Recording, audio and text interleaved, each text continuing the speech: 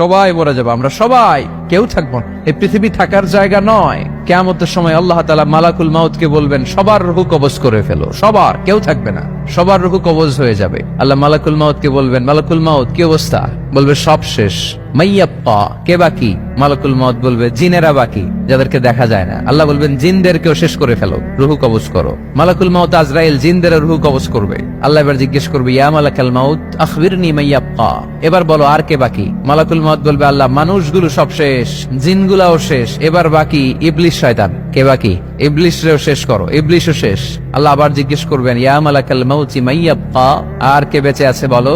মালাকুল মাউত বলবে, আল্লাহ আপনার কথা অনুযায়ী পৃথিবীর সব মানুষের রূহ কবজ করলাম, সব জিনদের রূহ কবজ করলাম, ইবলিসের রূহ কবজ করলাম, এখন আছে শুধু ফেরেশতারা। আছে কারা? যাও ফেরেশতাদের রূহ কবজ করো। ফেরেশতাদের রূহ কবজ হয়ে যাবে। এবার আল্লাহ জিজ্ঞেস করবেন, ইয়া মালাকাল মাউত আখবিরনি মাইয়াপ্পা। মালাকুল মাউত বলবে, আল্লাহ আপনার কথা মতো ধরে ধরে সব শেষ, ফেরেশতাও শেষ, 4 জন ছাড়া। কয়জন ছাড়া? জোরে বলেন, কয়জন ছাড়া? ইসরাফিল, জিব্রাইল, মিকাইল, আজরাইল। আল্লাহ এই 4 জন আমরা বাকি। আল্লাহ বলবে, যাও ইযহাব ইনতালিক ইলা জিবরিল ওয়াকবাদ রূহাহ, জিব্রাইলের রূহ কবজ করো। ইযহাব ইলা ইসরাফিল ওয়াকবাদ রূহাহ, ইসরাফিলের রূহ কবজ করো। ইযহাব ইলা মিকাইল ওয়াকবাদ রূহা, রূহ কবজ করো। ওই 3 ফেরেশতাও শেষ। এবার আল্লাহ তাআলা জিজ্ঞেস করবেন, ইয়া মালাকাল মাউত আখবিরনি মাইয়াপ্পা, হে মালাকুল মাউত আর কে বাকি আছে বলো? মালাকুল মাউত বলবে, আল্লাহ আপনার কথা মতো মানুষগুলো শেষ, জিনগুলো শেষ, ইবলিস শেষ, আমার বাকি 3 ভাই ইসরাফিল, মিকাইল, জিব্রাইলও শেষ, শুধু আমি, শুধু আমি। আল্লাহ বলবেন, কেউ নাই? মালাকুল মাউত বলবে, না আল্লাহ কেউ নাই। এবার আল্লাহ তাআলা বলবেন, মালাকুল মাউত তুমি তো সবাই রে মারছো, এবার তুমি মরো, এবার তুমি মরো, তুমি মরো। শোনার সাথে সাথে মালাকুল মাউতের কাঁপুনি ছুটে যাবে, খিঁচুনি এসে যাবে ভয়ে। আল্লাহ বলবেন, কাঁপুনি দিয়ে তো লাভ নাই, কারণ কুল্লু নাফসিন যায়িকাতুল। রাব্বুল আলামিন বলবেন, মালাকুল মাউত কেঁদো না, এটাই দুনিয়ার বিধান, আমি আল্লাহর দেয়া বিধান, এটাই, জন্মালেই মরতে হয়। যাও, জান্নাত জাহান্নামের মাঝখানে একটা জায়গা আছে, জায়গাটার নাম হলো আরাফ। এই আরাফের মধ্যখানে যে দাঁড়াও, ওখানে যে মালাকুল মাউত কাঁপতে থাকবে।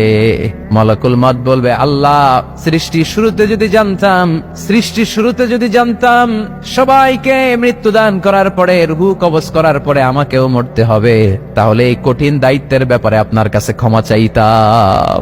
আজকে আমারও যে ভাগ্য বরণ করে নিতে হবে সৃষ্টির শুরুতে, আমি এটা কল্পনাই করতে পারি নাই। আল্লাহ বলবেন, নো টক, মুত ইয়া মালাকাল মাউত, মর, মরে যা, মুত, মরে যাও। বলার সাথে সাথে মালাকুল মাউত এক বিকট চিৎকার হাঁকিয়ে মরে যাবে। মালাকুল মাউতের চিৎকারটা সেদিন এত ভয়ঙ্কর হবে, বিষ্ণু ইসা ইসলাম বলেন, ওই চিৎকারের আওয়াজ যদি পৃথিবীর মানুষেরা কান দিয়ে শুনতে পেত, তাহলে কিয়ামত সংগঠিত হওয়ার জন্য আলাদা করে ইসরাফিলের সিঙ্গার প্রয়োজন হতো না।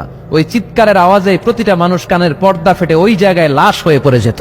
এবার ডানে বায়ে সামনে পেছনে উপরে নিচে কেউ নাই, একজন ছাড়া। জোরে বলতে হবে, তিনি কে? আল্লাহ তখন পৃথিবীকে একটা ডাক দিবেন, বলবেন, ইয়া দুনিয়া আইনা আনহারুকি, এই পৃথিবী তোর নদীগুলো কোথায়? ইয়া দুনিয়া আইনা আশজারুকি, এই পৃথিবী তোর গাছগুলো কোথায়?